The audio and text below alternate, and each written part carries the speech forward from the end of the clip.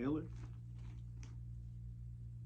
bonnet, got my poly mailer, got the shipping label, packing slip, and the bonnet. What I'm going to go do is first,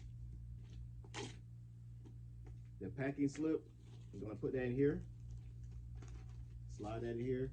I'm going to take the bonnet, I'm going to slide this in here. And I'm going to fold the poly mailer over, nice sealed and delivered. I'm going to take the shipping label,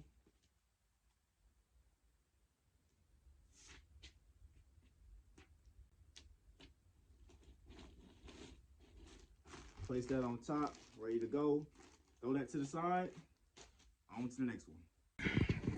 Guys, the next order I have is a Black Deepening Beauty Do-Rag and a Star Power Hair Growth Oil.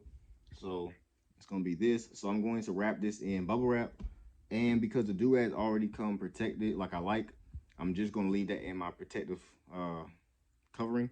And I'm going to put the packing slip inside the poly mailer and put the shipping label on top of the poly mailer to go, ready to go. Yeah, that's what I said.